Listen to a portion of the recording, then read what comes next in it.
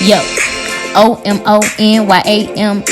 Usually I'm sweet, but always got a bit of heat. Hot sauce in my bag way long before B. Cause Chicago got me right. Flame my hots with the cheese, with the chips and the pickle. Pickle juice on the chips.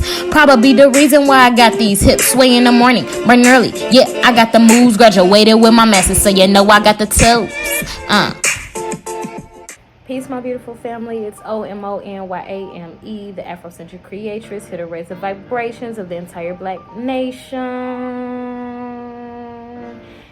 And I just wanted to make this video because it's been on my mind, on my heart to make it. I don't know who is meant to help or whatever, who I'm talking to right now, but I've been thinking about it for a while.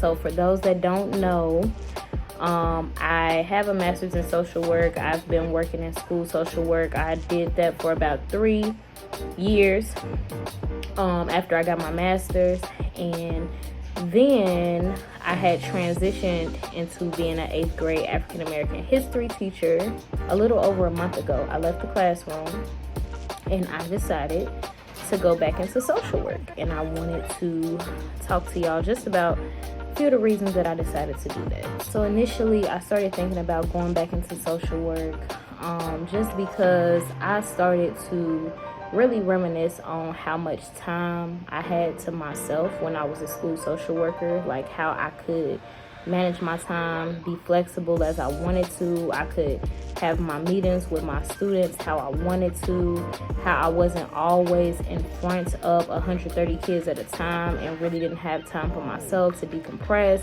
outside of my prep. But really during prep I should have been planning for my lessons, so it just felt like I had way more time being a social worker than it did as a teacher. And not only that, as a social worker, when I left work, I left work. That was that. I went home, didn't have to do anything, didn't have to grade papers, didn't have to make parent phone calls after hours, things like that. And I just missed being able to have time to myself again. Able to have time to decompress how I needed to and how I deserve to and how we all deserve to decompress, especially after dealing with 100 and something teenagers. I think this is probably the biggest reason, because maybe if this was together I would have actually been more committed to staying. But the second reason is just my patience, and my patience for a lot. So not only this year did I deal with the most disrespect blatantly than I've ever dealt with before as a teacher, the most gaslighting, the back and forth. I just didn't appreciate constantly having to come in there every day and be expected to maintain my composure and my patience when I was dealing with the same behaviors constantly and there wasn't a change.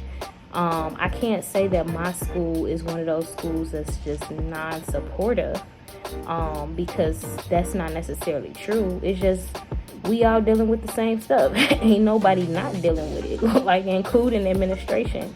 Even they have to deal with these attitudes. So it's just, I was getting sick of that. And not only my patience regarding their behaviors and their lack of gratitude for the people standing in front of them, their lack of respect for the people who were standing in front of them. I didn't have the patience to deal with students that didn't want to learn. And teaching younger kids, that's what it tends to seem like it requires, at least in the community that I teach. And I know that that has a lot of different factors that are attached to it, but at the same time, there's a certain level that I like to challenge my students. There's a certain level that I require them to think, to behave, to act, to do, all of these things. And I was just receiving a lot more resistance, pushback this year than I did in previous years. A lot of my students this year did not want to critically think about anything. A lot of my students this year did not want to challenge themselves. A lot of my students this year just didn't want to do nothing. They just wanted to come to school and just do nothing.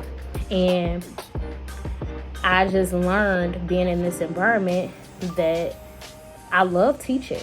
I just want to teach students that want to learn. And I don't want to teach anybody who doesn't want to learn. And that's my right.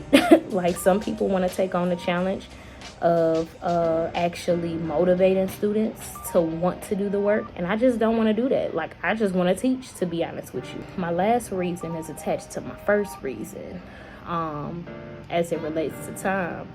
It's the money. Working at the charter school that I work at, I make the same amount as a social worker as I did as a teacher. They have social workers and teachers on the same pay scale for now, which I think that has to change, but that's a whole nother story. But the bottom line, I started thinking, like, why would I be sitting here doing all of this work, way more work than I did as a social worker, to get paid the same amount, which still ain't hitting the way it's meant to hit. You know, so it's like, we can't put in overtime as teachers. We can't put in overtime as a salaried social worker either. But at the bottom line is that at least I can leave my work at work as a social worker. And I literally, to be a good teacher, I think it's very hard to leave work at work and never take anything home. Because it's just not enough time in a day to do everything that it is that is required to be a teacher. I just decided if I'm going to be getting paid the same amount regardless, then I'm going to just go on back to social work and do the easier thing. There's a lot of emotions that can be attached to the work that I do now, yes.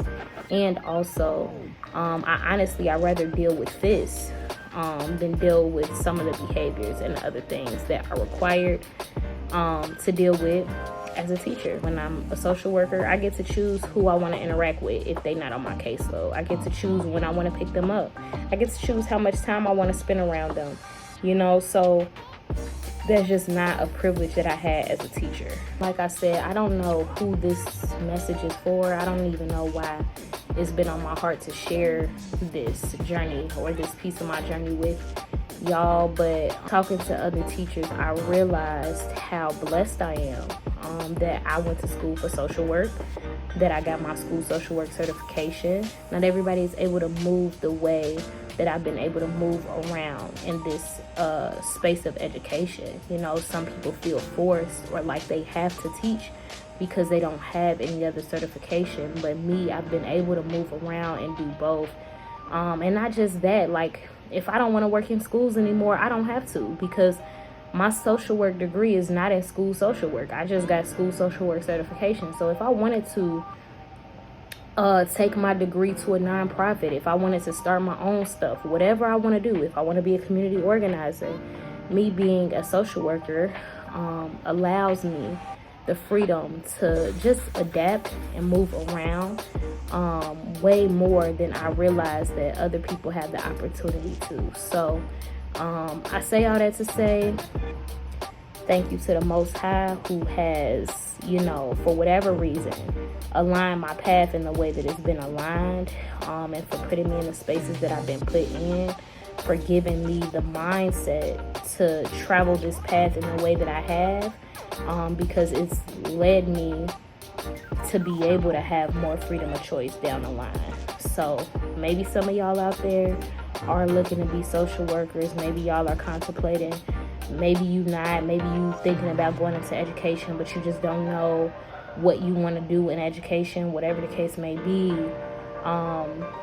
Maybe this message is for somebody, and maybe it ain't for nobody at all. Maybe it's just an update about how Omo been living her life. But regardless of it, I just wanted to share that with y'all, because for so long I have been constantly putting other people and other things before myself, and believing that to be a service to others had to mean that I was sacrificing myself in some type of way. And I'm just at the point in my life where I no longer want to sacrifice, and I don't want to believe in that anymore. I want to put myself first. I want to put my family first. You know, I got things to live for that are outside these kids. And as much as I am very community oriented, I do not have to beat myself down and be unhealthy, be stressed out when I go home to my own family, you know. So, and I can say that unapologetically. So maybe that's a message for some of y'all. Like, being community oriented, being a revolutionary does not have to be at the cost of ourselves. So that's it. That's all I got for y'all. If you got any questions, comments, make sure you leave them below. I appreciate all of y'all that have been in tune with my journey for over the years. Anybody that just came and stumbled upon this video, thank you. If you feel like this is a channel that might be for you, go ahead and subscribe. So yeah, anyway, I love y'all so much. Peace, love, Black power all day, every day. Ain't no other way, okay?